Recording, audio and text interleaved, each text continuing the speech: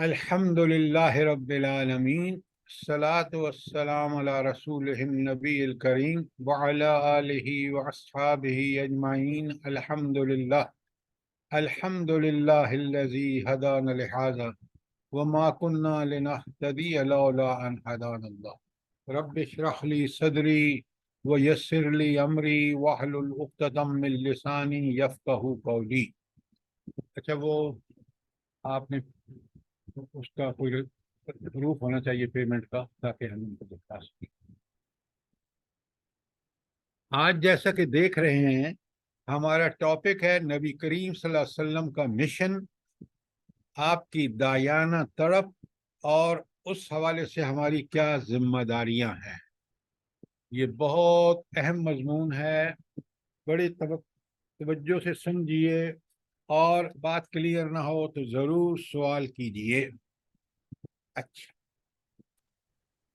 اب آپ اگر دیکھیں تو یہ جو آیت ہے سورہ آل عمران کی 164، آپ نے کبھی اس پر غور کیا ہے؟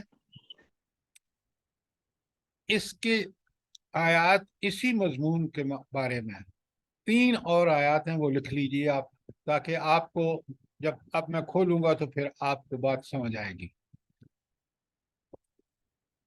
ایک ہے یہ آل عمران کی 164، اس سے پہلے یہ دعا ہے حضرت ابراہیم علیہ السلام کی، آیت سورہ بقرہ آیت 129، یہ دعائے ابراہیمی ہے، تھوڑی سی رد و بدل کے ساتھ بالکل یہی چیز ہے۔ اور اس کے بعد آیت 151 جو ہے بقرہ کی ہی، وہ قبولیت ہے، اور اس کی ترتیب یہی ہے، یتلو علیہم آیاتہ ویزکیہم ویعلمہم الکتاب۔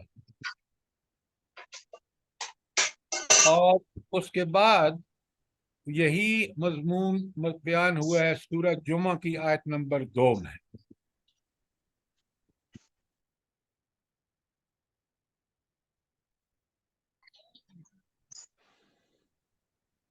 اب آپ نے ایک بات بہت اچھی طرح سمجھنی ہے کہ یہ چار جگہ یہ آیت آئی ہے، یہ کیوں اتنی اہم ہے؟ آپ بتا سکتے ہیں کیوں اہم ہے یہ؟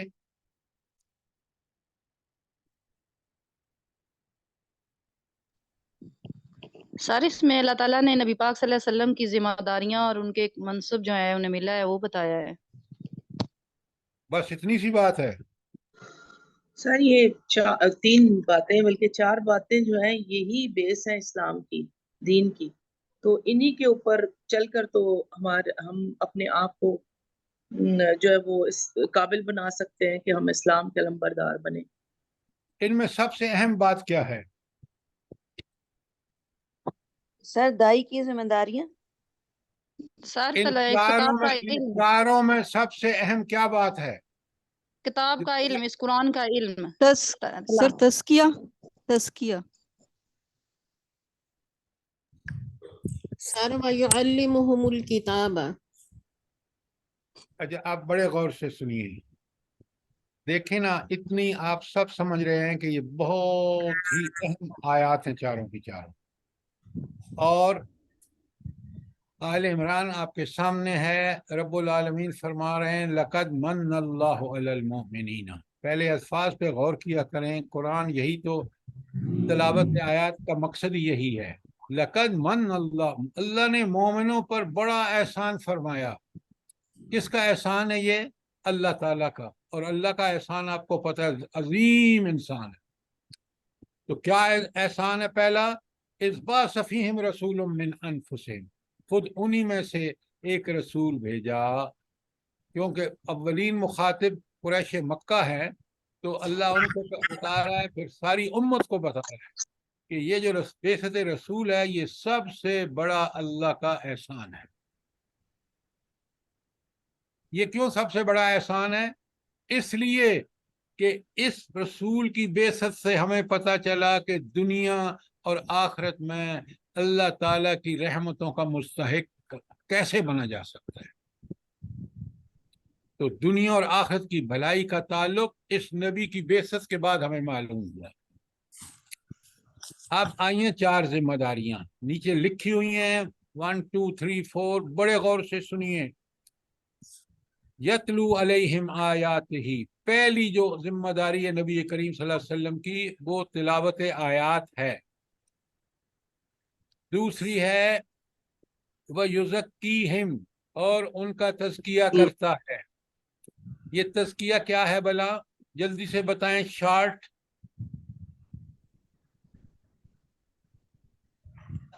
سر نفس کی پاکیزگی ہے، پاکیزگی۔ یہ اس طرح نہیں، اس طرح نہیں، یہ بالکل ایک ایسی سٹیٹمنٹ ہے جو سامنے والا نہیں سمجھے گا۔ سر اس کے ذریعے سے انسان اپنے اندر سے وہ گندگی غلاظت گناہوں کی نکال کے اور ہدایت کی طرف چلتا ہے، اسی قرآن کی تلاوت کے ذریعے۔ آپ نے بات تو ٹھیک کی ہے لیکن لمبی کر دی ہے۔ تزکیہ نفس یہ ہے کہ ہم اپنے باطن کو بھی پاکیزہ بنائیں اور ظاہر کو بھی۔ باطن کیا ہے سمجھیے، بات کو نہیں سمجھ رہا ہے تو سوال کیجئے۔ باطن یہ ہے ہماری فکر، ہماری سوچ پاکیزہ بن جائے، یہ باطن ہے۔ اور پھر عمل ہمارا ظاہر ہے تو وہ عمل بھی پاکیزہ بن جائے، یہ ہے تزکیہ۔ عام زبان میں بات کیجیے تاکہ لوگ سمجھ جائیں۔ اچھا، تیسری بات ہے ان کو کتاب کی تعلیم دیتا ہے، یعلمہم الکتاب۔ اب آپ سمجھیں، اللہ تعالیٰ قرآن میں کہتے ہیں، ارشاد فرماتے ہیں کتب علیکم الصیام، تم پر روزہ فرض کر دیا گیا۔ کتب علیکم القتال، تم پر قتال فرض کر دیا گیا۔ تو یہاں کتب یعلمہم الکتاب کا مطلب ہے وہ حکم ہے نا، قتال کا فرض ہونا اللہ تعالیٰ کا حکم ہے اور روزہ کا فرضیت اللہ کا حکم ہے۔ تو یہاں یعلمہم الکتاب کا مطلب ہے ان کو اللہ تعالیٰ کے احکامات کی تعلیم دیتا ہے۔ تلاوت آیات الگ بات ہے، یعلمہ الکتاب الگ بات ہے۔ وہ ہے تلاوت آیات کو پڑھنا، سمجھنا، ان کے پیچھے چلنا۔ اور یہاں یعلمہ الکتاب، اس کے بعد اگر احکام معلوم نہیں ہوگے تو کیسے چلے گا اس پہ؟ تو ان کو احکامات کی تعلیم دیتا ہے۔ والحکمہ، اور ان کو حکمت کی تعلیم دیتا ہے۔ وَيُزَكِّيهِمْ، آخر میں ہے کہ اب ساری یُزَكِّيهِمْ میں نے بتا چکا ہوں۔ اب مجھے پہلے جلدی سے بتائیں کہ آیات کی تلاوت جو ہے وہ زندگیوں کو کیسے سنوارتی ہے، جلدی بتائیں۔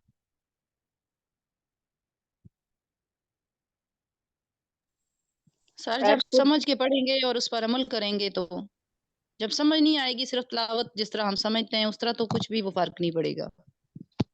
اب آپ کی بات ٹھیک ہے، میں ذرا اس کو کھولتا ہوں، اس کو سمجھیں۔ یہ بہت اہم نقطہ ہے، چاروں آیات میں یہ سب سے پہلے آیا ہے، یتلو علیہم آیاتہ۔ اگر آپ لکھ لیں تو بہت بہتر ہوگا۔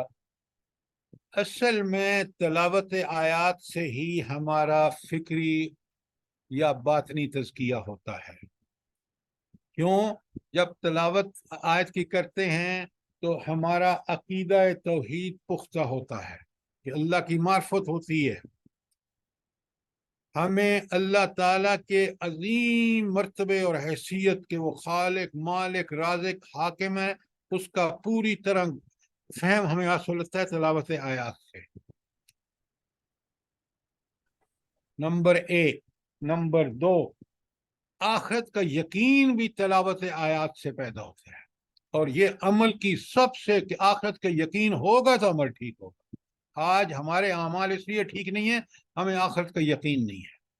وہ آخرت کا یقین قرآن کی ان آیات جو بالخصوص آخرت کے بارے میں ہے، سورہ غاشیہ، سورہ نبا، گنتے جائیے، آخر پارے کی اکثر صورتیں آخرت کے بارے میں، ان کو جب سمجھ کے پڑھے گا اس کو پتہ جائے گا کہ میں نے دنیا میں بڑے ہوش سے رہنا ہے، کیونکہ میں نے آخرت میں مجھے یقین ہے کہ میں نے رب کے سامنے میری پیشی ہے۔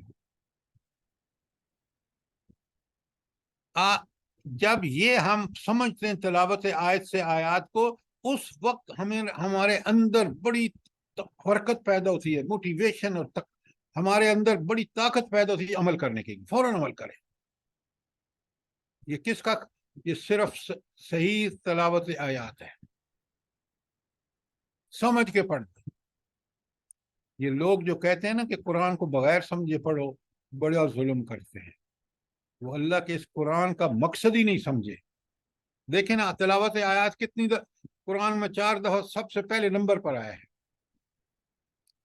آج ہمیں جو یقین اور آپ کو اور مجھے ملا ہے آخرت کے بارے میں، توحید کے بارے میں، دین اسلام کے بارے میں کہ یہ حق ہے، یہ صرف تلاوت آیات کا صدقہ ہے۔ بالکل اس بات کو سمجھ لیجئے، جب ہی پہلے آیا اس کے بعد آیا ہے۔ زندگی سنورتی جب ہے جب پہلے فکر ٹھیک ہو جائے، جب انسان کا دل و دماغ ٹھک جائے کہ یہ بات حق ہے، یہ تلاوت آیات سے ملے گا۔ اب جب تلاوت آیات کرے گا تو اس کو زندگی سنورنا شروع ہو جائے گی۔ اس کو اب سب سے پہلی ضرورت ہے کہ اللہ کی پسند اور ناپسند کیا ہے، وہ احکام ہے اللہ کے۔ پسند وہ ہے جس کے لیے کرنے کا حکم دیا ہے، ناپسند وہ ہے جس سے روکا ہے، نہی عن المنکر۔ اس کی تعلیم بھی نبی دے گا۔ اور اب دانائی، پہلے تو دانائی پہ بڑی آپ کو مختلف ڈیفینیشنز ملیں گی، لیکن اس کا جو نچوڑ ہے نا وہ یہ ہے کہ صحیح وقت پر صحیح فیصلہ، صحیح وقت پر صحیح فیصلہ۔ میں مثال دیتا ہوں آپ کو۔ حضور نبی کریم صلی اللہ علیہ وآلہ وسلم نے بر وقت فیصلے کیے، ٹھیک اور ٹھیک وقت پہ، اور صرف 13 سال بعد اسلامی حکومت قائم ہو گئی۔ یہ ہے حکمت، صحیح وقت پر صحیح فیصلہ۔ انبیاء کو یہ آپ دیکھیں، انبیاء کو حکمت اللہ تعالیٰ وافر عطا فرماتے ہیں، قرآن نے کھول کھول کے بتایا ہے۔ لیکن اہل ایمان کو جو حکمت ملے گی وہ تلاوت آیات، تعلیم کتاب سے ملے گی۔ یہ یاد رکھیں۔ آج ڈگریوں والے آپ کے سارے مسلمان حکمران، بدبختی کی انتہا دیکھیں، حکمت نام کی چیز ہی نہیں ہے، ہر فیصلہ غلط اور اس کا وقت بھی نہیں، اور اسی فیصلے کے نتیجے میں آج امت مسلمان گڑھوں میں، ذلت کے گڑھوں میں گری ہوئی ہے۔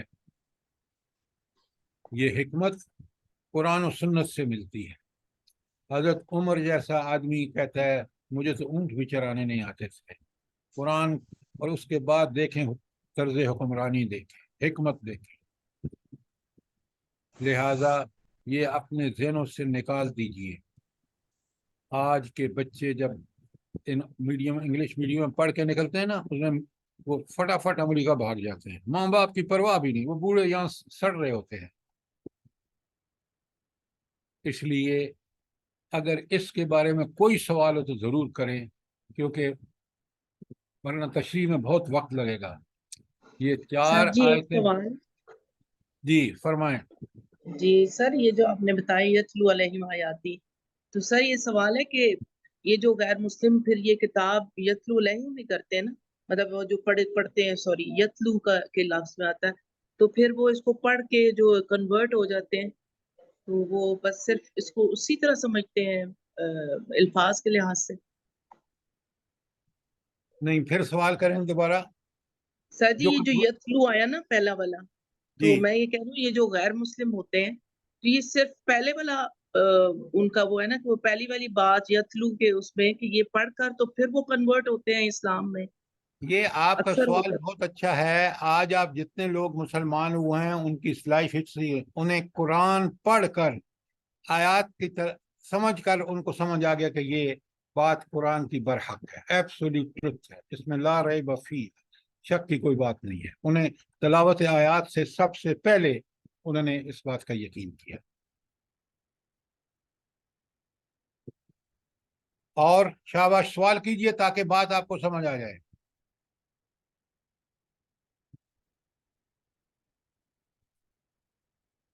سر یہ ایک کمنٹ یہ ہے کہ بھئی قرآن واقعی قرآن تو جب سے میں نے خاص کر ترجمے سے پڑھا نا، اس وقت سے حکمت دنائی اور یعنی عمل کرنے کو خود بخود دل کیا کہ اللہ کرے ہم عمل کریں. الحمدللہ ثم الحمدللہ. ہاں، لیکن آپ نے قرآن کو سمجھ کے پڑھا ہے، تلاوت آیات کا حق ادا کیا تھا، یہ ساری چیزیں اس کے بعد آپ کو واضح ہوئی ہیں. یہ میں ٹھیک کہہ رہا ہوں؟ بے شک جزاک اللہ سر. واقعی قرآن جتنا سمجھ کے پڑھیں اتنا ہی ہاں، سکون ملتا ہے. اس کی حکمتیں کھلتی چلی جاتی ہیں. جی سر. اچھا، سر اس تزکیہ کرنا، تزکیے کی اقسام یا اس کو کس کس طریقے سے تزکیہ ہوتا ہے، مزید تھوڑا سا اس کو ہم اگر کر لیں ڈیٹیل میں تو. تزکیہ ایک بڑا الگ ٹاپک ہے، میں آپ کو اختصار کے ساتھ بتا دیتا ہوں. جب آپ قرآن پڑھ کے سمجھتے ہیں تو آپ کا فکری تزکیہ ہوتا ہے، فکر پاکیزہ ہو جاتی ہے تلاوت آیات سے. بالکل کلیئر ہے یہ بات؟ جی آپ سر، جی سر. آج سر ہم آپ لکھ رہے ہوتے ہیں اس لیے تھوڑا لیٹ ہو جاتے، مائک آن کرنے میں لکھ رہے ہیں ساتھ آپ جو بول رہے ہیں. اچھا، اب آپ دیکھیں جدید تعلیم BA MA کبھی آپ کا فکری تزکیہ نہیں کرتی. فکروں میں، انسانی فکر میں الجھاؤ سب سے زیادہ جدید تعلیم نے پیدا کی ہے. یہ میں اس لیے کہہ رہا ہوں کہ میں ان میں سے ایک ہوں. میرا تزکیہ، میری فکر پاکیزہ صرف قرآن سے ہوئی ہے. وہ دنیاوی علوم جو ہیں وہ سارے کے سارے انسان کو فکری الجھاؤ میں ڈال دیتے ہیں. نمبر 1. نمبر 2، جب یہ فکر پاکیزہ ہوتی ہے، دیکھیں نا قرآن مجھے کہتا ہے کہ بھائی تمہیں تو زندہ ہو، دنیا تو تمہارے لیے امتحان گاہ ہے، دنیا کی حقیقت یہ ہے جو قرآن بیان کر رہا ہے. تو مجھے پھر فوراً ہوش آتا ہے کہ میں کون سا عمل کروں کہ میرا اللہ مجھ سے راضی جائے. میرا عملی تزکیہ اس فکر کے نتیجے میں شروع ہوتا ہے، اور یعلم الکتابہ جب کتاب کے احکامات پہ عمل کرتا ہوں تو میرا فکری تزکیہ ہو جاتا ہے، ساری عملی تزکیہ ہو جاتا ہے. فکری تلاوت قرآن کے نتیجے میں اور عملی اس پہ عمل کرنے میں، احکامات پر عمل کرنے میں. جب یہ دو کام میں کرتا ہوں تو اللہ تعالیٰ مجھے حکمت عطا فرما دیتے ہیں. حکمت کیا ہوتی ہے؟ جب میرے سامنے کوئی مسئلہ آتا ہے، پرابلم آتی ہے کوئی، تو میں فوراً قرآن و سنت کی روشنی میں جو چیز مجھے سمجھ آتی ہے اس کے نتیجے میں جب میں اس کے مطابق، قرآن و سنت کے مطابق فیصلہ کرتا ہوں، وہ حکمت ہے. اب سمجھ آ گئی بات آپ کو؟ جی سر، جزاک اللہ. اچھا، اب آپ یہ دیکھ رہے ہیں کہ یہ آیت جو 3 دفعہ آئی ہے، الفتح میں 28 نمبر پر، صف میں 9 نمبر پر، اور توبہ میں 33 نمبر پر. هو الذی ارسل رسولہ، اللہ تعالیٰ وہ ہستی ہے جو اپنے رسول کو بھیجتا ہے، بالہدا، ہدایت کے ساتھ، و دین الحق، اور دین حق کے ساتھ. کیوں بھیجتا ہے ہدایت اور دین حق کے ساتھ؟ لیظہرہ، تاکہ اس کو غالب کر دے. وہ واحد ضمیر ہے، دین حق کو غالب کر دے، علی الدین کلہ، تمام ادیان پر. اچھا، اب 2 چیزیں تشریح طلب ہیں. ایک ہے خدا، اللہ تعالیٰ نبی کو کس کے ساتھ بھیجتا ہے؟ بالہدا، ہدایت کے ساتھ، اور دوسرا دین حق. پہلے تو ان کو سمجھنا ضروری ہے. خدا کا مطلب کیا ہے؟ سر ہدایت یہ قرآن کے ذریعے جو اللہ تعالیٰ نے ہمیں عطا کی. خدا کا معنی ہی قرآن ہے. ہدایت ہدی للمتقین، ہدی للناس، قرآن ہدایت ہے. خدا کا معنی قرآن ہے یہاں پہ. اور دین حق جو ہے وہ پورا نظام زندگی ہے، دین اسلام. دین اسلام میں آپ کو بتا چکا ہوں 4 چیزوں پر مشتمل ہے. پہلے عقائد و ایمانیات، پھر ہے عبادات، پھر ہے اخلاق، اور پھر ہے معاملات. پوری زندگی کو کور کرتے ہیں. اب نبی بھیجا کس کے لیے گیا ہے؟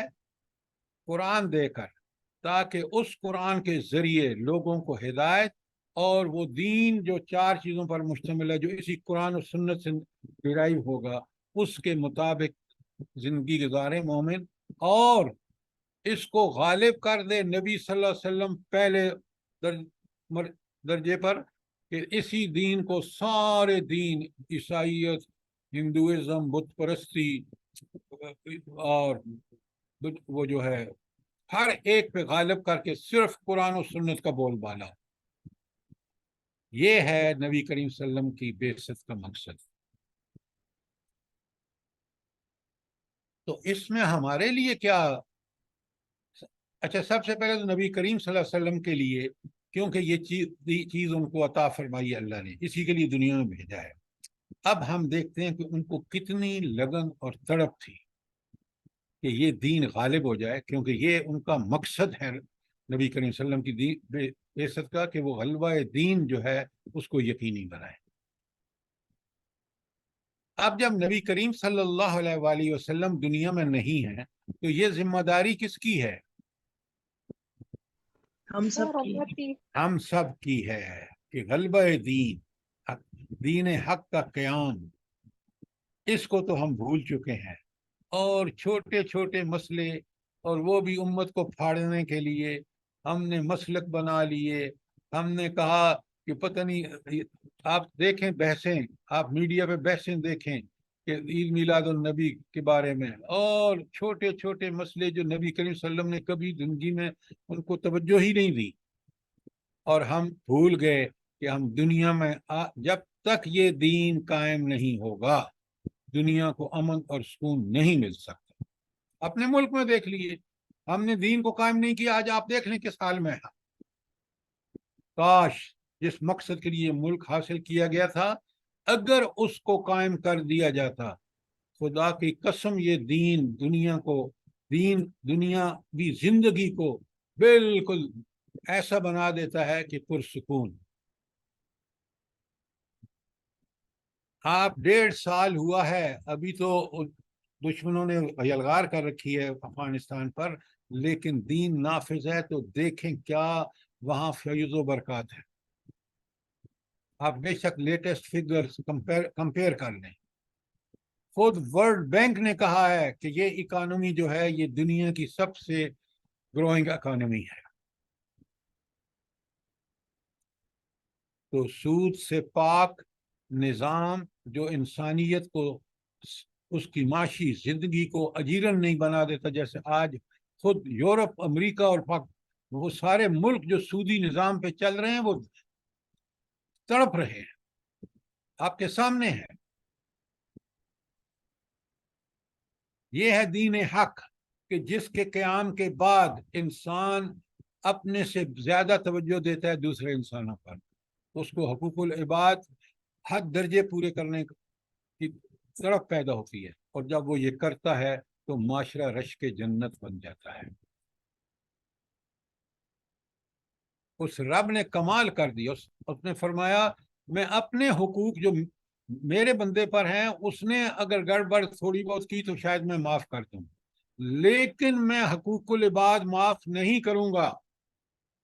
اب بتائیں کیا پرائرٹی سیٹ کر دی، کیا ترجیح سیٹ کر دی اس رب نے۔ لہذا آج امت نہ تو اپنے اوپر اس کو نافذ کر رہی ہے، یہ دین کیسا ہے، آخری نبی ہیں آپ، اس کے بعد کسی نبی نہیں آنا، جو نبوت کا دعویٰ کر رہے جھوٹا کذاب ہے۔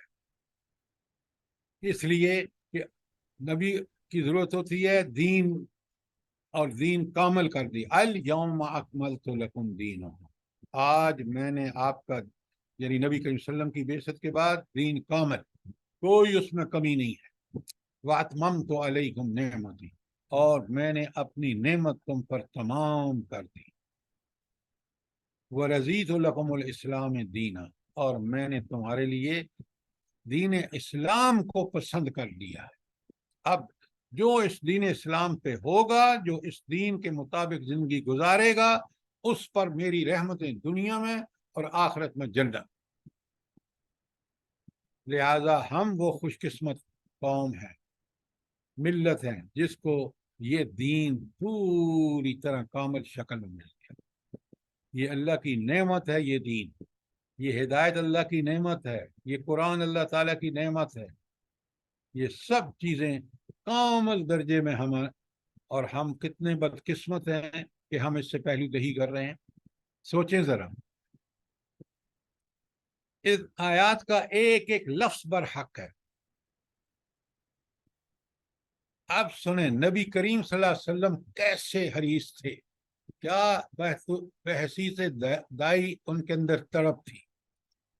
कुरान ही बयान कर सकता है, और कुरान ने बिल्कुल बयान करने का हक कर दिया, अदा कर दिया। अल्लाह रब्बुल आलमीन फरमाते हैं, जरा देखें हम क्या ये लगन और तड़प हमारे अंदर है। हम पढ़ के आए कि हम इत्तिबाए रसूल करें, इत्तिबाए रसूल का तकाजा है क्या, फअलका बाखिन नफ्सक अला आसारिहिम।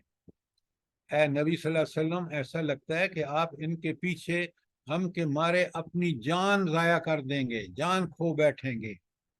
ये है तड़प। अच्छा, नबी करीम सल्लल्लाहु अलैहि वसल्लम को ये तड़प क्यों थी भला, मुझे बताएं कि लोग ईमान क्यों नहीं ला रहे, क्या मसला, क्या वजह क्या थी? ये सब मखलूक जो ना जहन्नम की आग से बच जाए। असल में जहन्नम की आग, बिल्कुल आप ठीक कह रहे हैं, वो अल्टीमेट पर्पज है। खुद दुनिया के अंदर दुनिया जहन्नम जार बनी हुई है, इसलिए कि हमने इस दीन को नहीं कबूल किया। पूरी दुनिया देख लें, आज देख लें आप, ये है वो सबसे बड़ी वजह। हर नबी परेशान था कि ये इतना बरहक दीन, ये इनको दुनिया की भी गारंटी देता है, आखिरत भी देता है, और ये बदबख्त हैं कि इसके खिलाफ खड़े हो गए हैं। आज हम मुसलमान इस दीन के खिलाफ खड़े हैं। पाकिस्तान में मुझे बताएं 75 साल में कोई एक भी कोशिश हुई हो जिसमें ये बात समझ आए कि ये हम इस्लाम पूरे का पूरा चाहते हैं? एक मुझे बताएं। अब खुद देखें, नबी करीम सल्लल्लाहु अलैहि वसल्लम जिसके हम उम्मती हैं, जिसको हम कहते हैं वो हमारा रोल मॉडल है, उसका हाल क्या था? फलअल्लका बाखिन नफ्सका अला आसारिहिम इन लम युमिनू बिहाज़ल हदीस असफा। कि ए नबी, आप शायद इनके पीछे गम के मारे अपनी जान खो दें अगर ये इस कुरान पर ईमान ना लाए। तो हमारा ईमान है कुरान पर? ईमान तो वो मतलूब है जो सहाबा सहाबियात और नबी करीम सल्लल्लाहु अलैहि वसल्लम का ईमान है, उसकी बात पर हक है, बाकी सब झूठ है। जितना उससे हटा हुआ है वो बातिल है। और आज हमने इसी कुरान को छोड़कर बातिल, एक एक बातिल की रगो पै में हमारी बातिल कर गया चुका है। आज भी हमें समझ नहीं आता इस तबाही के बाद कि अल्लाह ने ये कुरान महफूज करके हमारे लिए इसलिए रखा हुआ है कि हम इसकी तरफ पलटें, तौबा ताइब हों, और खुद भी अमल करें और दूसरों को भी दावत दें। अब सूरत तौबा की आयत देखें, क्या प्यारी आयत है। लक़द जाअकुम रसूलुम मिन अनफुसिकुम, ए मक्के वालों, ए मुसलमानों, ये रसूल खुद तुम ही में से, इंसानों में से आए। अजीजुन अलैहि मा अनित्तुम, तुम्हारा किसी तकलीफ में पड़ना इसके लिए बड़ा सख्त नागवार गुजरता है, इसको बड़ा दुख होता है। हरीसुन अलैकुम, ये तुम्हारी हिदायत के लिए बड़ा हरीस है, बहुत आरजूमंद है। और कैसा है? अल्लाहु अकबर, बिल मोमिनीन रऊफुर रहीम, ये मोमिनों के लिए इंतहाई मेहरबान। रऊफ अल्लाह ताला के नामों में से एक नाम है, तो इंतहाई मेहरबान, रहीम, और ये रहम करने वाला है। ये अल्फाज खुद अल्लाह ने हुजूर नबी करीम सल्लल्लाहु अलैहि वसल्लम के लिए इस्तेमाल किया। और क्यों रऊफुर रहीम है, ऊपर पूरी वजह बता दी। अब इन दो आयतों को सामने रखिए, और हुजूर नबी करीम सल्लल्लाहु अलैहि वसल्लम को क्या तड़प थी, क्या लगन थी कि लोग इस मोमेंट खो जाए। انہوں نے اسی تڑپ کے تحت اپنا حق ادا کر دیا، جس کی تعریف خود اللہ تعالیٰ کرتے ہیں۔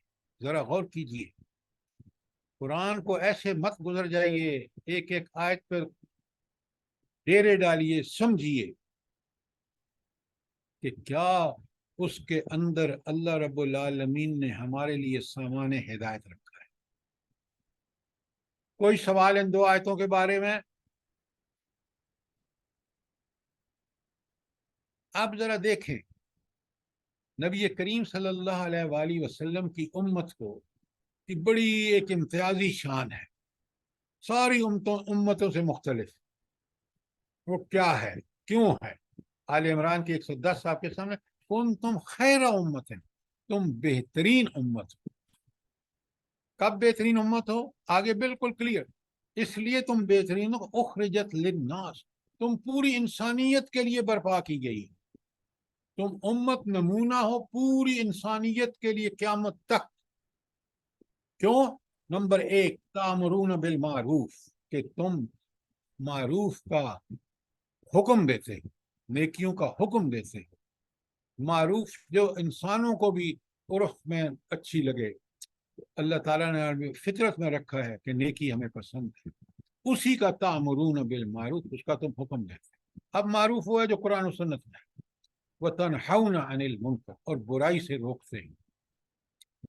نمبر 1 معروف کا حکم، نمبر 2 برائی سے روکنا، نمبر 3 وَتُؤْمِنُونَ بِاللَّهِ، اور یہ دونوں کام کب کرتے ہو؟ جب تم اللہ پر یقین کرتے ہوئے۔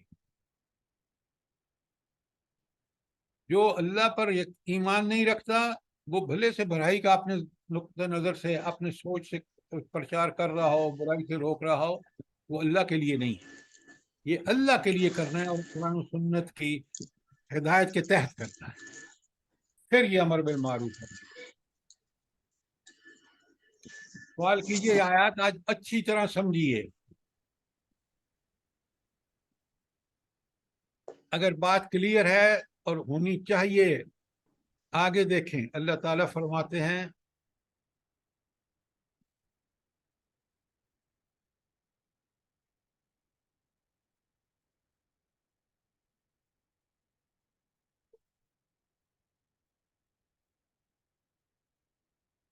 عجائب، جلدی سے آنا،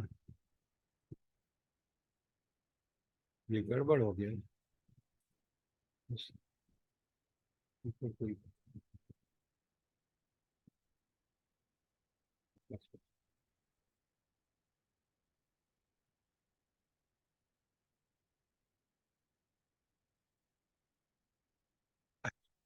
یہ آیت 110 تھی جو آپ نے سن لی۔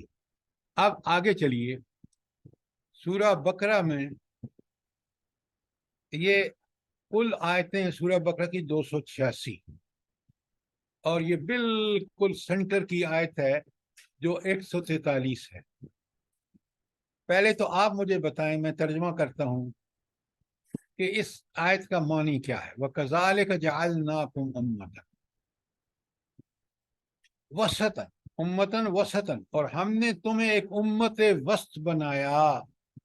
اس کا ایک ترجمہ ہوگا درمیانی امت یا بہترین امت بنایا۔ کیوں بنایا؟ آپ بہترین امت کب ہے؟ لِتَكُونُوا شُهَدَاءَ عَلَى النَّاسِ، کہ تم لوگوں پر گواہ بنو، وَيَكُونَ الرَّسُولُ عَلَيْكُمْ شَهِيدًا، اور رسول تم پر گواہ ہو۔ اچھا، پہلے تو ایک آیت، پچھلی آیت میں سوال ہے کہ ہم خیر امت کب ہیں؟ آیت 110 میں جو پچھلی میں نے بیان کی ہے کہ ہم کب ہیں خیر امت، بہترین تأمرون امت۔ بالمعروف وتنہون عن المنکر، جب ہم یہ 2 کام کریں گے خیر امت۔ بالکل، بہت آپ نے ٹھیک کہا، پر ایمان کی حالت میں، ایمان کی حالت میں ایمان پکا ہوگا، یہ کام کریں گے تو خیر امت ہے۔ اگر یہ نہیں کریں گے تو پھر کیا ہوں گے؟ بدترین امت ہوں گے۔ آج ہم بدترین امت ہیں، نہ امر بالمعروف ہے، نہ نہی عن المنکر ہے ہمارے درمیان۔ ہم برائیوں کا حکم دے رہے ہیں۔ آپ میڈیا کو دیکھ لیں، آپ فحاشی اور عریانی کو دیکھ لیں، پرنٹ میڈیا پہ دیکھ لیں، الیکٹرانک میڈیا پہ دیکھ لیں، آپ قانون آپ کی اسمبلی میں وہ آ رہے ہیں جو دین کے بالکل مخالف ہیں. ٹرانسجنڈر کو دیکھ لیں. تو ہم بالکل نہیں منکر نہیں کر رہے, ہم اس کے امر بالمنکر کر رہے ہیں. اچھا, اب یہاں پہ تو ہم فیل ہو گئے. اب آگے چلیے. اللہ تعالیٰ فرماتے ہیں کہ تم بہترین امت ہو اور تم لوگوں پر گواہ ہو اور رسول تم پر گواہ ہو. سورہ بقرہ کی یہ آیت, اس کا مفہوم کیا ہے؟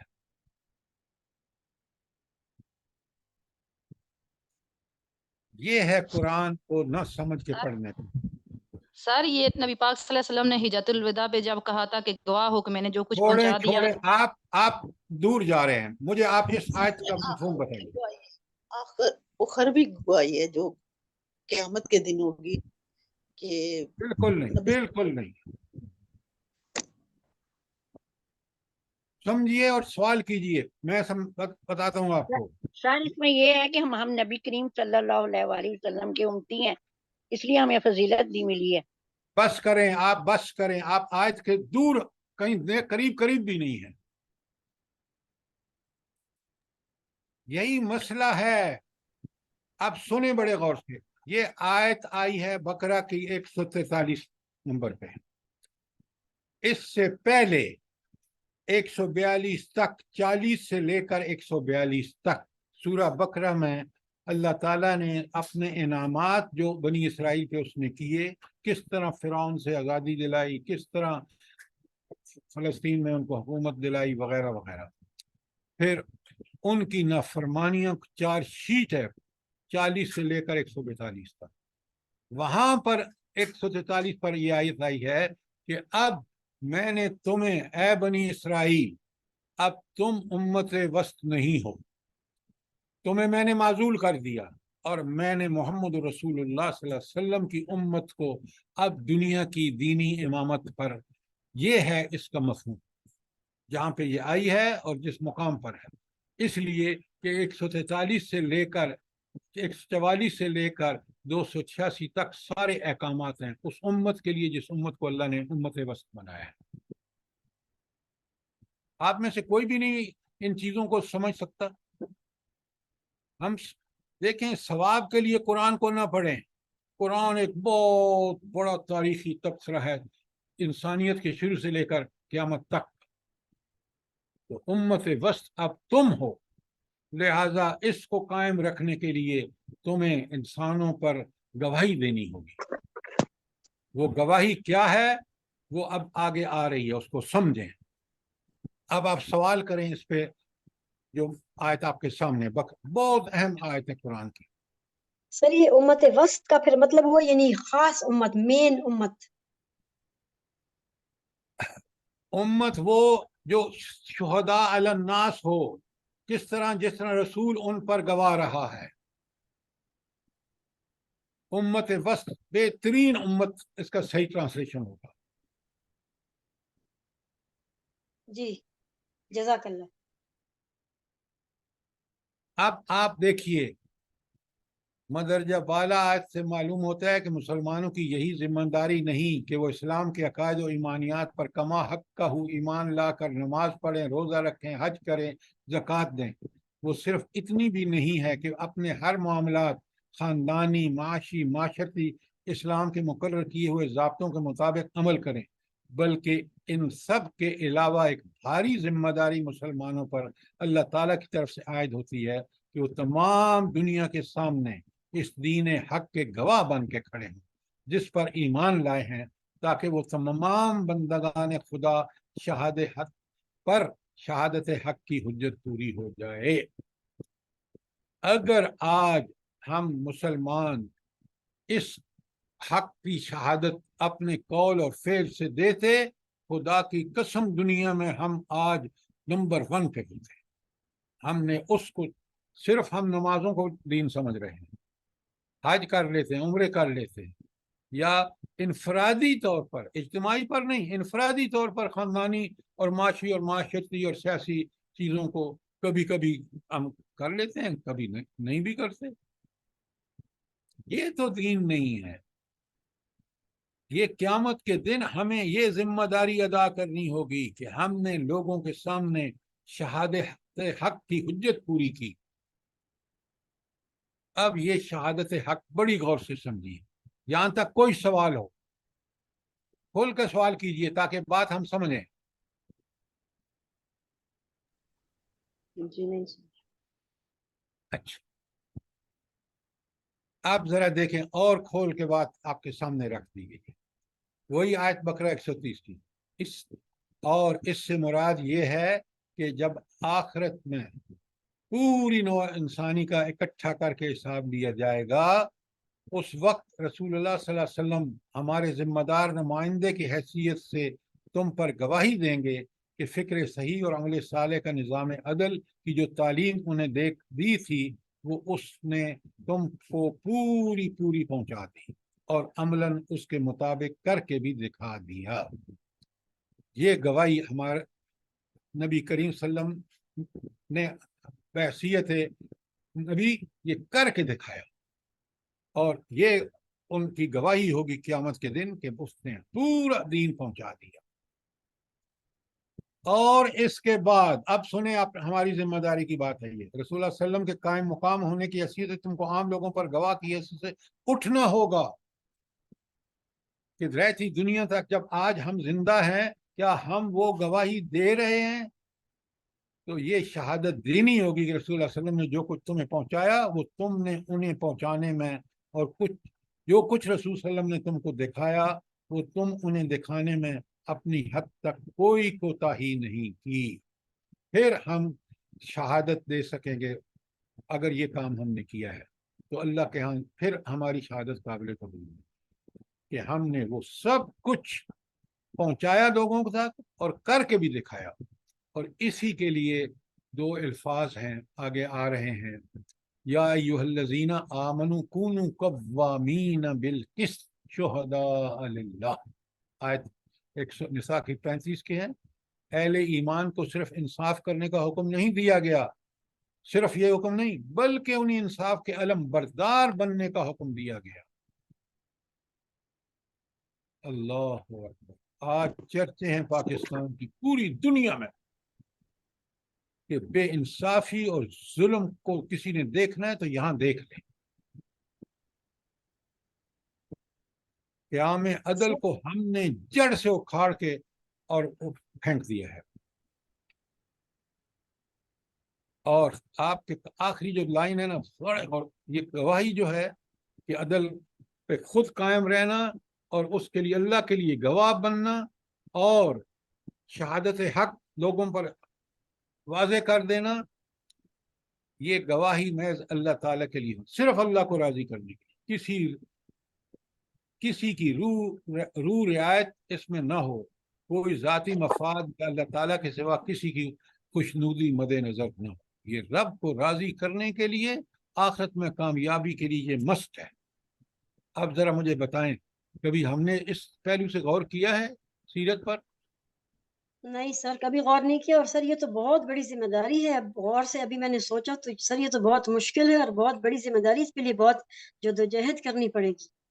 اب آپ دیکھ لیں, بالکل آپ نے ٹھیک کہا, لیکن ہم کیونکہ یہ سب چیزیں ہمارے نظروں سے اوجھل ہیں, قرآن میں ہم ان کو سمجھتے نہیں ہیں. ذرا آگے ابھی دیکھیے آپ کو بڑے غور سے دیکھیے.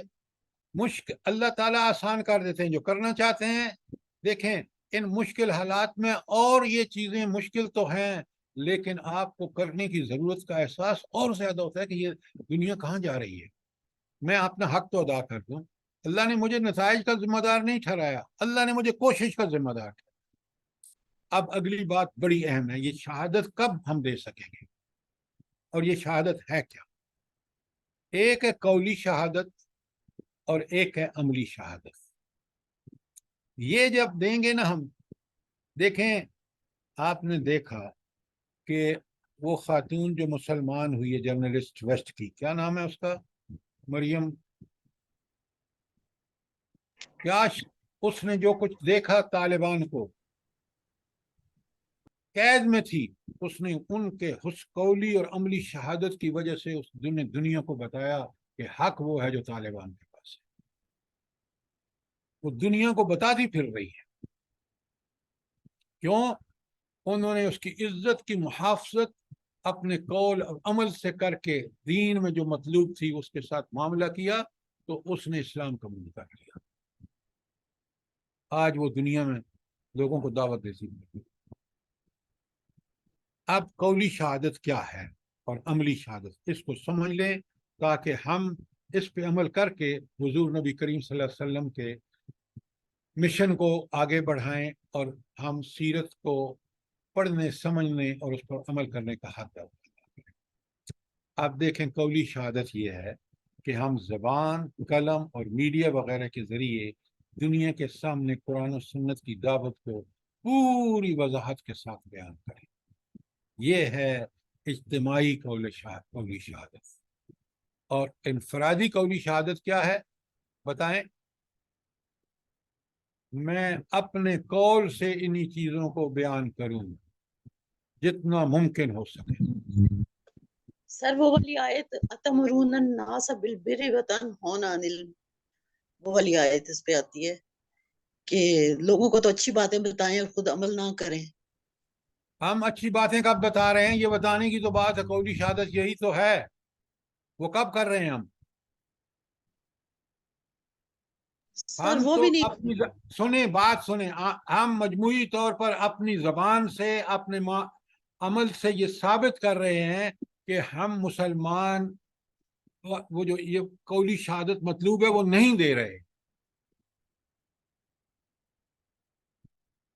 بڑی تفصیل سے یہ آپ کے ہینڈ آؤٹ میں موجود ہے۔ سمجھانے اور ذہن نشین کرنے کے لیے ہر ممکن طریقے سے کام لے کر دعوت و تبلیغ اور نشر و اشاعت کے جتنے طریقے ممکن ہیں انہیں استعمال کر کے اس دین کی ہدایت اور تعلیمات کو کھول کھول کر بیان کرتے ہیں جو خود اللہ تعالیٰ نے انسانوں کے لیے مقرر کی ہیں۔ سر وہ الفاظ تھوڑے سے آپ کے میں نہیں نوٹ کر سکے کہ انفرادی شہادت کے بارے میں آپ نے کچھ بتائے تھے۔ کون سی شہادت؟ کولی جو انفرادی شہادت ہوگی، ایک تو اجتماعی طریقہ ہے نا اوپر جو آپ لکھا کے ہوا ہے۔ سامنے ہینڈ آؤٹ ہے، جی ہے۔ آپ لکھیں مت، اسی کو فالو کریں، بہت کمپریہنسو ہے۔ قولی شہادت وہاں بالکل عنوان ہے، تفصیلات پوری موجود ہیں۔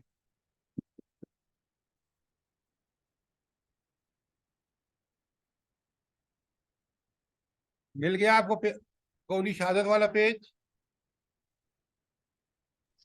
جی سر وہ تو سامنے سلائیڈ بھی آپ کی چل رہی ہے۔ ہاں تو اس کو سامنے رکھیں۔ دعوت و تبلیغ میں پورے دین کے سارے پہلوؤں کو مد رکھا جائے۔ سب سے پہلے نظریاتی پہلو ایمانیات، اس کے بعد عبادات، اس کے بعد اخلاق، سیرت، تمدن، معاشرت، کسب مال، لین دین، قانون، نظام عدالت، سیاست، تدبیر مملکت، بین الانسانی معاملات وغیرہ، ان سب کی تشریح اور توضیح کی جائے اور دلائل اور شواہد سے اس کا حق ہونا ثابت کیا جائے۔ بڑی اہم بات ہے، بڑی اہم بات ہے۔ آج ہمیں مغربی لا پڑھایا جا رہا ہے وکیلوں کو، اور وہ وکیل جب پہنچتے ہیں عدالتوں میں جسٹس اور چیف جسٹس بنتے ہیں، ان کا کردار آپ کے سامنے ہے، ذرا دیکھیں تو صحیح۔ اور اس قرآن و سنت پہ بیس جو عدالتیں نبی کریم صلی اللہ علیہ وسلم اور خلفائے راشدین نے قائم کی، انہوں نے عدل کے نمونے قائم کی، سوچیں تو صحیح ذرا۔ اور جو چیز دین حق کے خلاف ہو اس پر معقول تنقید کر کے بتایا جائے کہ اس میں کیا خرابی ہے۔ آج تو یقین مانیں، غور سے سنیں، آج آپ کو صرف لوگوں کو بتا دینا کہ یہ دیکھو تو صحیح، ملک کے حالات تو دیکھو، عدالتوں کو دیکھو، اداروں کو دیکھو، حکمرانوں کو دیکھو، تو تمہیں سب سمجھ آ جائے گا کہ یہ آج اس حال میں ہم اس لیے پہنچے کہ ہم اس دین کے خلاف چل رہے ہیں۔ بڑی تقریریں کرنے کی ضرورت ہی نہیں ہے۔ اس کے اثرات اب آپ کو قولی سمجھ آ گئی کہ دین کو اسی طرح بیان کرو، زبان سے، قول سے، جس طرح نبی کریم صلی اللہ علیہ وسلم نے کھول کھول کے بیان کیا۔ یہ ہے قولی شہادت۔ نبی کریم نے حق ادا کیا، قیامت کے دن اللہ ان سے پوچھے گا، وہ جواب دے دیں گے۔ ہم نے یہ کام کیا یا نہیں کیا، یہ ہمارے اس دنیا میں جو عمل ہے وہ ظاہر کرے گا، جو دیکھ رہے ہیں. قولی شہادت پہ کوئی سوال ہو اچھی طرح سمجھیں.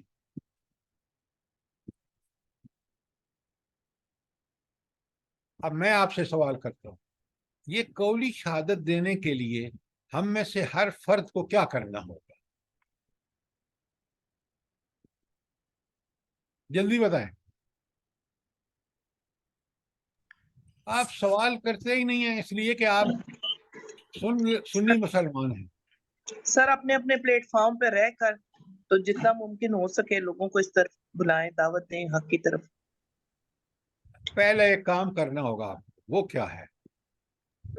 سر پہلے تو ہمیں خود نمونہ بننا ہوگا نا، جی ہمیں خود عمل کرنا ہوگا، پھر اس کے بعد دوسروں کو بلانا ہوگا. دیکھیں میں نے قولی شہادت کی صرف بات کی ہے، اور آپ یہی منتشر ذہن ہے کہ قولی شہادت دینے کے لیے مجھے سب سے پہلے کیا کرنا؟ سب سے پہلے سر ایک تو ہمیں علم ہونا چاہیے، اور دوسرا یہ کہ ہمیں بہت سافٹ لہجے میں خوش اخلاقی سے دینا ہے تاکہ اچھا اثر ہو ان پہ. بات آپ کی بالکل ٹھیک ہے. آپ جب تک نفس کے خلاف جہاد نہیں کرتے، اپنے نفس کے خلاف، کہ علم نہیں سیکھتے، آپ یہ کام نہیں کر سکتے. تو پہلا نفس کے جہاد علمی جہاد ہوگا. نفس کو پابند کرنا ہوگا کہ وہ قرآن و سنت کو سمجھے. یہ ہم نے نہیں کیا، نہ ہم کر رہے ہیں، نہ ہمارے سسٹم میں ہے، نہ اجتماعی اور نہ انفرادی. حکومت تو کر ہی نہیں رہی. تو علمی جہاد کرنا ہوگا، نفس کو سکھانا ہوگا علم، تاکہ اس علم سیکھ کے پھر لوگوں کے سامنے وہ روشنی رکھ سکے. یہ ہے اصل بات. کچھ بات سمجھ آئی نہیں آپ کے؟ جی سر الحمدللہ. قولی جہاد کے لیے آپ کو علم کی ضرورت ہے. علم کون سا؟ یہ ڈگریوں والا علم نہیں جس نے ہمیں تباہی اور بربادی سے دوچار کیا ہے، قرآن و سنت کا علم. میں اس علم کی مخالفت نہیں کر رہا، میں نے پڑھا ہے، میں نے اس سے فائدہ اٹھایا ہے، اللہ نے ہمیں دماغ اسی لیے دیا ہے.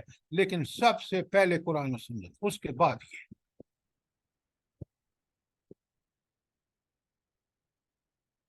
اچھا، اب آپ کو قولی شہادت سمجھ آئے گی. جب تک ہمارا علم ایک لیول کا نہیں ہوگا وہ ہم دعوت نہیں دے سکتے. اور آپ نے بالکل ٹھیک جو لاسٹ ریمارکس آئے تھے کہ ہم نے علم کی بنیاد پر یہ کام کرنا ہے اور بہترین انداز میں کرنا ہے. جب خود ہم علم ہوگا اور اس کی اہمیت کے ہم قائل ہو جائیں گے، حقانیت کے قائل ہو جائیں گے، تو عمل ہمارا ٹھیک ہونا شروع ہو جائے گا. اور عملی شہادت کیا ہے؟ اب نمبر 2 پہ. ہاں جی، کوئی سوال تھا، پوچھیں. سر وہ جو ہماری حالات ہیں، زیادہ تر بہت سارے لوگ جو ہیں یہ کام کر رہے ہیں، یعنی درس و تدریس کا، لیکن ان کا بھی حال یہ ہے کہ اپنے گھروں کو انہوں نے اس طرح نظر انداز کیا جیسے گھر والے تو حق ہی نہیں رکھتے. یعنی ہماری آئلی زندگی جو ہے وہ ہی متاثر ہے اتنی زیادہ، تو وہاں سے نکلنے والے بچے اور افراد وہ کیا کریں گے؟ یہ آپ کی بات 100% ٹھیک ہے. اس میں مسئلہ کیا ہے؟ بھلا ہمارا مسئلہ کیا ہے؟ مجھے بھی یہ بتائیں. آپ نے ٹھیک نشاندہی کی. مسئلہ کیا ہے؟ سیرت مبارکہ کو فالو نہیں کیا جا رہا. ہم دین کی ترجیحات پہ عمل نہیں کر رہے. ترجیح کس کی نمبر 1 پہ کیا ہے؟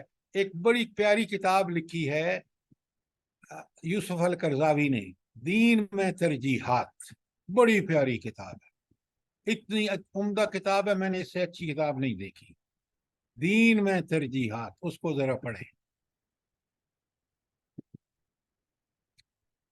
آج جو آپ نے فرمایا 100% ٹھیک ہے.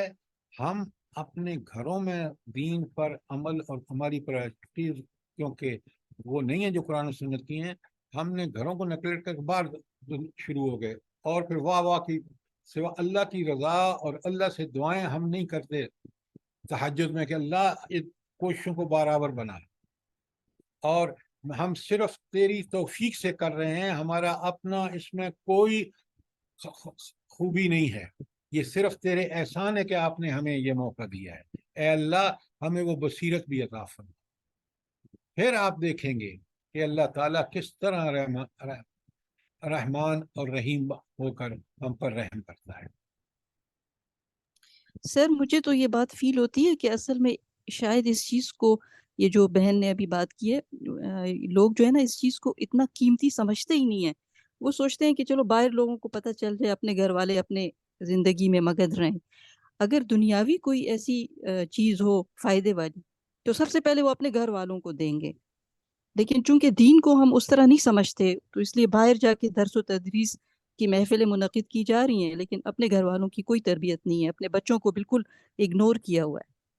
اس میں ایک چیز جو میں نے نوٹ کی ہے نا, دیکھی ہے زیادہ تر, وہ یہ ہے کہ خود ان کا عمل جو ہوتا ہے نا وہ اتنا پائیدار نہیں ہوتا کہ وہ اپنوں کو دعوت دے سکیں. باہر تو دے لیتے ہیں, لیکن اپنوں کے سامنے آنے سے وہ جھجکتے ہیں کہ وہ خود اس پہ عمل ہی نہیں کر رہے ہوتے. تو ظاہر ایسے عالم عمل ہوں گے, ان کا کیا رول ہو سکتا ہے.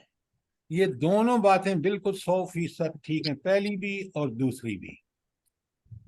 لیکن قرآن کہتا ہے سورہ تحریم میں, قو انفسکم و اہلیکم نارا, خود بھی جہنم کی آگ سے بچو اور سب سے پہلے ذمہ داری اپنے اہل و عیال کو. سر یہ تو حکم ہے نا پھر. آپ سنیں میری بات, جن کا خود عمل پاکیزہ پختہ اور دین کے عین مطابق ہے وہ گھر پہ پہلے توجہ دیتے ہیں, کیونکہ ان کا خود عمل, گھر والے انگلی نہیں اٹھا سکتے کہ آپ کہہ یہ رہے ہیں کرتے کچھ ہیں. کیوں؟ ان کا عمل بالکل قرآن و سنت کے مطابق ہوتا ہے. وہ یقین سے بات کرتے ہیں, ان کے بچے بھی سنتے ہیں, ان پہ اثر بھی ہوتا ہے. سر یہ بات بالکل صحیح ہے یہ جو آپ نے فرمایا نا. اور سر ایک سوال کر لوں؟ جی جلدی کریں. سر یہ جو بات فرمائی گئی ہے کہ بلغوا عنی ولو آیا, تو اس کے لیے سر یہ ضروری تو نہیں ہے نا کہ 8 سال کے پہلے کورس کرے اور پھر اس کے بعد اس کام کو کریں؟ یہ ذرا پلیز بتا دو. دیکھیے میں مسلمان ہوں نا, میں نے ایک چیز پڑھی اور مجھے سمجھ میں آئی. اب میری یہ واقعی اگر میں صحیح مسلمان ہوں, میری کوشش ہونی چاہیے کہ میرے گھر والے, میرے ملنے والے, میرے دوسرے لوگ بھی اس اچھائی اور اس اللہ تعالیٰ کی جو رحمت ہے, جو اللہ تعالیٰ کی ہدایت ہے, کہ ان کو بھی پتہ چلے تاکہ وہ بھی اس پر عمل کر کے اللہ تعالیٰ کی خوشنودی حاصل کر کے جنت میں داخل ہو سکے. لہذا یہ وہ جذبہ, جب میں اس بات کو اس طرح سوچتا ہوں, پھر میں آپ صلی اللہ علیہ وسلم کی بات کو, چاہے وہ قرآن ہو چاہے حدیث ہو, جہاں مجھے موقع ملتا ہے میں بڑی حکمت سے اس کو بیان کر دیتا ہوں. یہ ہے کرنے کا, اور یہ ہے بلغوا انی ولو آیا. بات کلیئر ہے؟ جی بالکل ایسے ہی ہے سر. جی سر, جی سر. اب آپ دیکھیں کتنے افسوس کی بات ہے, یہاں عملی خیال کہ ہمارے ادارے, اسکول, یونیورسٹیاں اس کے نور سے منور ہوں, وہاں تو اندھیرا ہی اندھیرا ہے. آپ نے پڑھا ہوگا, میں نے پڑھایا بھی ہے, ملک کے اندر نہیں ملک کے باہر بھی. اور اندھیرا اس وجہ سے ہے کہ وہ روشنی تو قرآن و سنت کے پاس ہے, اور وہ روشنی جو ہے وہ ہم خود بھی اس سے آ رہی ہیں, اور ہمارے اداروں میں بھی اس کا فقدان ہے. جس ملک کی یونیورسٹیوں کا آپ نے وہاں کی یونیورسٹی کا ابھی سنا ہے کہ کیا حال ہے وہاں پہ, اور ادارے کر رہے ہیں بھاول پر. اور نام ہمارا سر اسلامی نام ہے اس کا, اسلامی یونیورسٹی. یہ تو ہم اسلام کو بدنام کر رہے ہیں. آگے سنیں, ہمارا لٹریچر ہماری صحافت کی خوبیوں کی سند پیش کرے. لٹریچر پڑھ لیں, اخبار پڑھ لیں, الیکٹرانک میڈیا پہ ٹی وی ریڈیو سن لیں, آپ سوشل میڈیا دیکھ لیں, صحافیوں کو دیکھ لیں کس طرح ان پر پابندیاں ہیں, کس طرح وہ مال حکومت لٹا رہی عوام کا, ان کو دے رہی ہے تاکہ وہ ان کی پالیسیوں کو, تو آپ سب آپ کے سامنے ہے. یہ عملی شہادت آپ اور کہیں سے نہ پڑھیں. آپ ان بڑی کمپریہنسو ہے, یہ پوائنٹ وائز آپ کے سامنے موجود ہے. غرض ہم جہاں اور جس حیثیت میں بھی کسی غلام یا قوم کا سابقہ پیش آئے تو ہماری شخصی اور قومی کردار میں اس بات کا ثبوت پا لے کہ جن اصولوں کو ہم حق کہتے ہیں وہ واقعی حق ہیں, اور ان سے فی الواقع انسانی زندگی سب سے زیادہ اصلاح اور سب سے اونچی اٹھتی ہے. تو قولی اور فعلی شہادت دینے کا, قولی ساری عملی شہادت دینے کا حق ادا کریں. یہ ہم سے آخرت میں باز پرس ہوگی, اور یہ ہمارا اگر ہم نے یہ کیا تو ذریعہ نجات ہوگی. ورنہ نمازیں روزے جو ہیں وہ صرف وہ ہمارے کھاتے میں ہوں گے تو پھر سوچیں ہم اس کے بغیر وہ کیسے مفید ثابت ہوں گے. اور یہ وہ شہادت ہے جس کے بارے میں قرآن بقرہ 140 میں کہتا ہے اس شخص سے بڑا من ازلم, اس سے بڑا ظالم کون ہوگا, من قتم شہادت عندہ, جس نے اس شہادت کو چھپایا جو اس کے پاس ہے, من اللہ, اللہ کی طرف سے. تو یہ اللہ کی طرف سے یہ گواہی قولی اور عملی یہ ہمارے ذمے ہے. اور آپ آج اچھی طرح سمجھ لیں سیرت کے مضمون میں کہ یہ نبی کریم صلی اللہ علیہ وسلم نے حق ادا کیا اور ہمیں کرنا ہے. اور بڑی سخت آیت ہے, میں نے آپ سے کہا اس کو یاد کر لیں, آپ سامنے ہے بقرہ کی 85, افتؤمنون ببعض الکتاب وتکفرون ببعض. نماز قرآن کے کچھ حصوں پر ایمان لاتے ہو اور کچھ پہ نہیں لاتے ہو. نماز روزے پڑھتے ہو اور یہ کام نہیں کرتے ہو فریضہ شہادت علی الناس کا, یہ بھی اسی طرح فرض ہے. آگے سنیں, یہ تو تھا نا کہ اگر کرنے والے تو کیا ہوگا اس کے ساتھ معاملہ کیا ہوگا, فما جزاء من یفعل ذلک منکم, تم میں سے جو کوئی یہ کام کرے گا. کون سا؟ افتؤمنون ببعض الکتاب, اس کے لیے کیا ہوگا؟ الا خزی فی الحیات الدنیا, رب کا فیصلہ دیکھیں, اس کے لیے دنیا میں ذلت ہوگی. آج دیکھ لیں, آنکھیں کھول کے دیکھ لیں, پوری تسلی کر لیں کہ آج ہمارے اوپر ذلت اس لیے ہے کہ ہم نے قرآن کے کچھ کو مان لیتے ہیں, کچھ کو چھوڑ دیتے ہیں, کچھ کی خلاف ورزی کرتے ہیں. یہ تو حال ہوگا نا ان کا دنیا میں. آخرت میں سنیں, وہ یوم القیامت یردون الی شد العذاب, اور آخرت میں شدید ترین عذاب کی طرف لوٹائے جائیں گے. وَمَا اللَّهُ بِغَافِلٍ عَمَّا تَعْمَلُونَ, اور اچھی طرح نوٹ کر لو, کان کھول کے سن لو, جو تم کرتوت کر رہے ہو نا, جو عمل کر رہے ہو تو اللہ اس سے غافل نہیں. اس میں سنیں, یہ جو وَمَا اللَّهُ غَافِلٍ عَمَّا تَعْمَلُونَ, یہ نیکوں کے لیے خوشخبری اور بروں کے لیے یہ انذار ہے. قرآن کا کمال دیکھیں, ایک ہی آیت میں دونوں کا چہرہ, کہ نیکوں کو خوشخبری ہے کہ اللہ دیکھ رہا ہے, تمہیں جنت دے گا. دنیا میں جو تمہیں تکلیفیں اٹھا رہے ہو سب اللہ دیکھ رہا ہے. اور کافروں کو کہ تم جو مزے اڑا رہے ہو نا اس کر کے اللہ تعالیٰ کے احکامات کی خلاف ورزی, اللہ دیکھ رہا ہے, تمہیں ٹھیک اس کا بدلہ دے گا, دنیا میں ذلت اور آخرت میں. کوئی سوال یہاں تک؟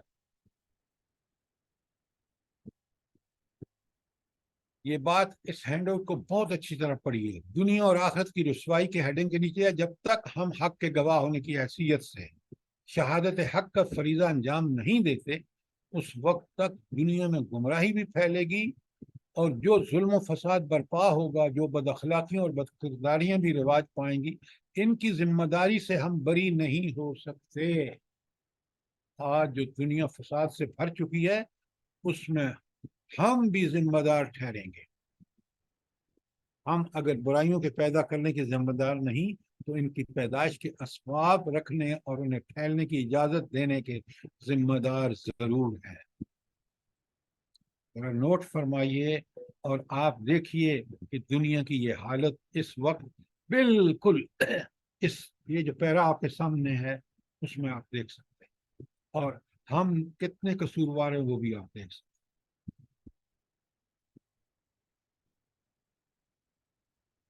مسئلے کا حل, قرآن مسائل کی نشاندہی بھی کرتا ہے, ٹھیک نہ کم نہ زیادہ, بالکل ٹو دی پوائنٹ. बिल्कुल हक को बयान करने का हक अदा करता है। और हल क्या है?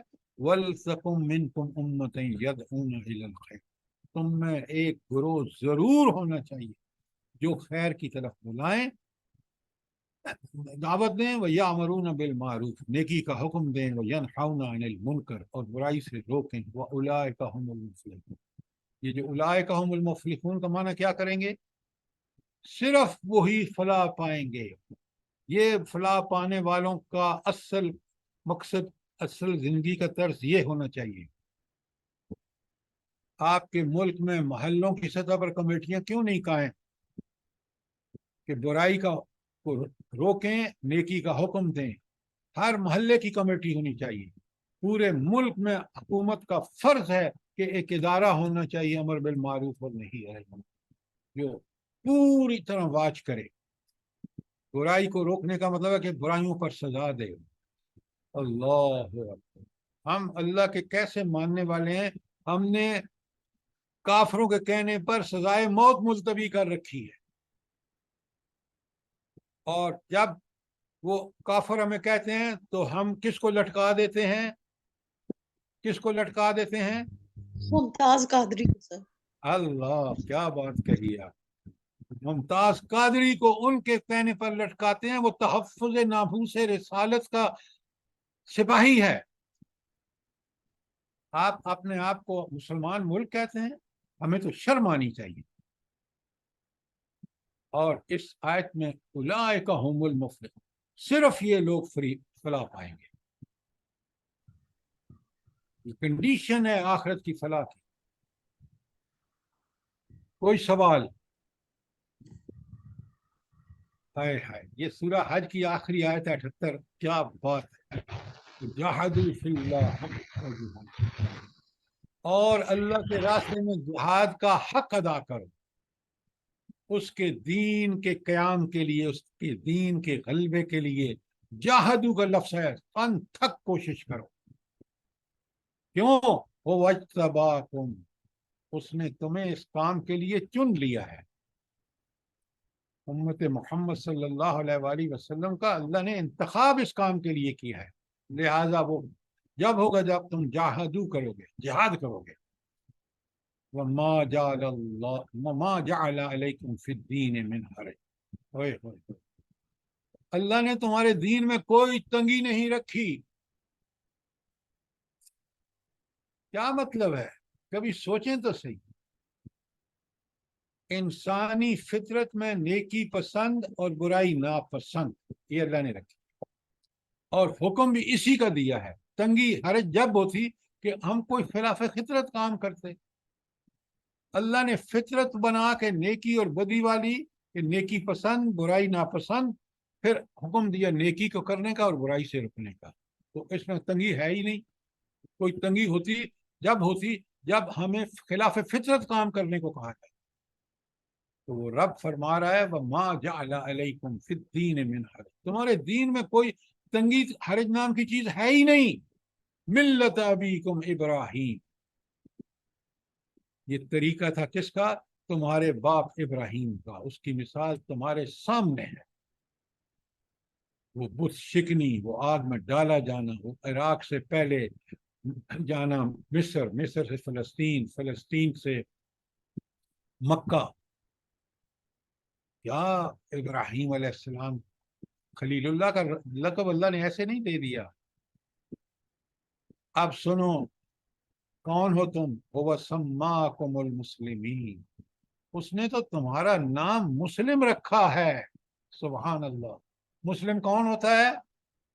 जो बिल्कुल अल्लाह के सामने सरे तस्लीम का हर हुक्म को सदकना व आमन्ना, समेना व अताना, ये उसका रवैया। हुवा सम्माकुमुल मुस्लिमीन मिन क़ब्ल व फ़ी हाज़ा, इससे पहले भी सारे अंबिया की उम्मतें मुस्लिम थी, और फी हाजा, इस कुरान में भी तुमको मुस्लिम ही कहा है, बशर्ते कि तुम मुस्लिम बनो। ये सारा किस लिए था? लियकून रसूल शहीदन अलैकुम, रसूल तुम पर गवाह हो। वही कौन सी गवाही? कौली और अमली। वत्तकूनु शुहदा अलन्नास, और तुम लोगों पर गवाह। तुम उसी तरह शहादत दो, कौली भी और अमली भी। इसके लिए क्या काम करने होंगे? फ़अक़ीमुस्सलात, लिहाजा ये काम करने के लिए नमाज कायम करो, व आतु ज़कात, ज़कात अदा करो, वअतसिमु बिल्लाह, और अल्लाह ताला के साथ मजबूती से अल्लाह को पकड़ लो, यानी अल्लाह के कुरान को पकड़। हुवा मौलाकुम, फिर वो तुम्हारा मददगार होगा, मौला होगा। और फनेमल मौला, क्या खूब मददगार है। जब उसकी मदद आ जाती है तो फिर मुजाहिदीन अफगानिस्तान अमेरिका जैसी बड़ी ताकत को शिकस्त देते, वो नेमन नसीर, और क्या ही अच्छा मददगार है। ये आयत इतनी प्यारी है, हर आयत ही प्यारी है, लेकिन आप देखें पूरे दीन का खुलासा और किस अंदाज में ये रब भी बयान कर सकते हैं, और उन्हें बयान करने का हक अदा किया। कोई सवाल, कोई कमेंट? कुरान ने, मैंने बताया ना आपको, मर्जी और इलाज, कामयाबी की शर्त क्या? वल अस, जमाना गवाह है, पूरी तारीख उठा के देख। इन्नल इंसान लफी खुस्र, इंसान खसा गया जब भी उसने दीन को छोड़ा है। आज देख लें टेक्नोलॉजी में बड़ी अपने आप को कहने वाले, मिस्र में जाके देखें आप उनको, पिरामिड्स को देखें, उस जमाने के लोगों को, बड़े बड़े कारनामे दुनिया में किए, लेकिन असल में वो खसारे में थे। क्यों? माशरे हर तरह की जिंदगी का शिकार थे, जैसे आज। तो बचने की सूरत क्या है?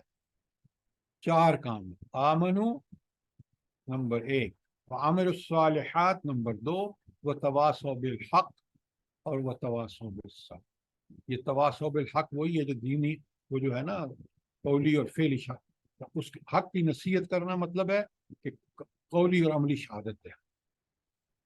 और जब इस रास्ते में तकालीफ आए तो वह सब्र, एक दूसरे को सब्र, कि सब्र करेंगे तो कामयाबी अल्लाह देगा। मुजाहिदीन अफगानिस्तान ने कितने लंबे अरसे देखे, सब्र पर डटे रहे, एक दूसरे को सब्र की नसीहत करते रहे, आखिर में अल्लाह ने फतह दी।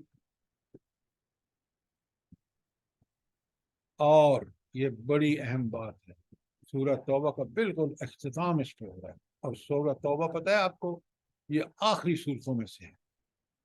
ग़ज़वा तबूक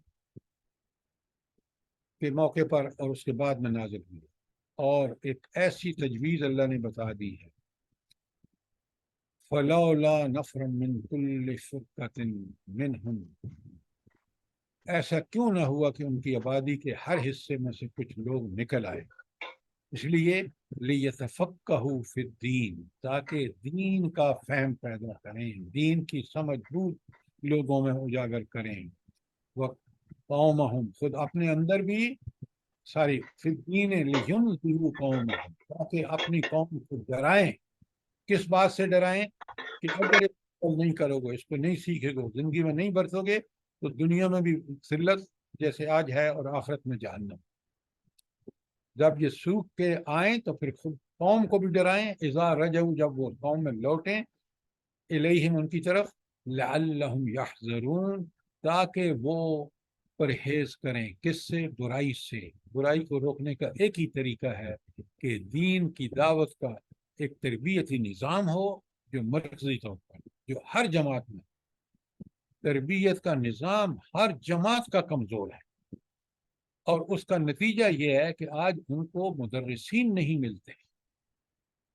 तो दावत दीन का सबसे पहला, आप दाई तैयार करें, उनकी मुकम्मल तरबियत करें, उनको समझाएं, दीन पूरी तरह उसकी हकानियत उन पर वाज़े हो जाए, और फिर उनको मैदान में उतारें, अपनी लोगों की तरफ भेजें, गाँव की तरफ भेजें, ताकि वो दावत दें। ये अंदाज अख्तियार नहीं करेंगे, ये कुरान का अंदाज है, तो फिर आप कामयाब नहीं होंगे। कुरान मजीद में कुछ और अल्फाज भी फरीज़ा शहादत अन्नास के लिए आए हैं। दावत इल्लल्लाह भी वही चीज़ है, इंजार भी वही चीज़ है, तज़कीर भी वही चीज़ है, तबलीग भी वही चीज़ है, तबशीर भी वही चीज़ है, और तवासी बिल हक भी पीछे आप पढ़ के आए हैं, वो भी यही चीज़ है। और अमर बिल मारूफ और नही अनिल मुनकर, ये मुख्तलिफ इस्तिलाहें हैं, ये दरअसल ہم مانیے ساری کی ساری. کوئی شبہ تو سوال کریں. سر یہ جو امت کی شہادت دینی ہوگی، مثلاً کوئی خاتون ہے وہ سمجھتی ہے دین کو، تو وہ اپنے علاقے میں ارد گرد اور اپنے محلے میں سب کو بلانا اور دین کی دعوت دینا، ان کو قرآن پڑھانا سمجھانا، تو اس طرح وہ گواہی دے گا آخرت میں کہ میں نے تو ان کو پہنچا دیا تھا پیغام یا بلایا تھا، تو اس کا حق ادا ہو جائے گا. بالکل آپ نے ٹھیک کہا. اگر اس نے اللہ کے لیے کیا، نمبر ایک، اپنی مشہوری کے لیے نہیں کیا، اس کو اپنی شخصیت کو نمایاں کرنے کے لیے نہیں، صرف اللہ کے لیے، اور اللہ سے ہی دعائیں مانگی اور اللہ پر، اور پہلے دین کو خود سمجھا اور پھر اس نے یہ سارے کام کیے، تو دراصل اس نے اپنی طاقت کے مطابق حق ادا کیا. اور وہ خاتون اس دن اللہ کے ہاں اگر اللہ کے لیے کیا ہے اور اس طریقے سے کیا ہے تو یقیناً وہ کامیاب. بالکل آپ نے صحیح سوال پوچھا اور اس کا جواب صحیح ہے. جزاک اللہ. سر ایک سوال میرا بھی ہے کہ جی. ہمارے یہاں ادھر بھی ایسا ہی ہے کہ ہم دعوت دیتے ہیں اور ہم دروس میں دعوت دے کے بلاتے ہیں. ابھی ریسنٹلی ہمارے پڑوس میں ہمارے پڑوسی آئے، تو ہمسایوں کے حقوق تو بہت زیادہ ہوتے ہیں. وہ نئے آئے تھے، میں دو تین دفعہ ان کے گھر گئی، جو خدمت ہو سکی وہ بھی کی. اور ابھی تو مطلب اس بارے میں کوئی بات بھی نہیں ہوئی تھی، لیکن ان کو وہ مسلک ان کا کوئی اور ہے، اللہ جانے، تو اس وجہ سے وہ بالکل ہم سے رابطہ نہیں رکھنا چاہتے. تو کیا پھر وہاں پہ بندہ کیا کرے؟ آپ نے کوشش کر لی ہے نا، بالکل آپ نے کرنی چاہیے تھی.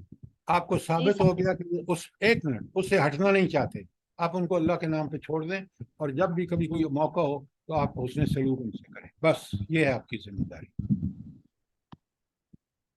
جزاک اللہ سر.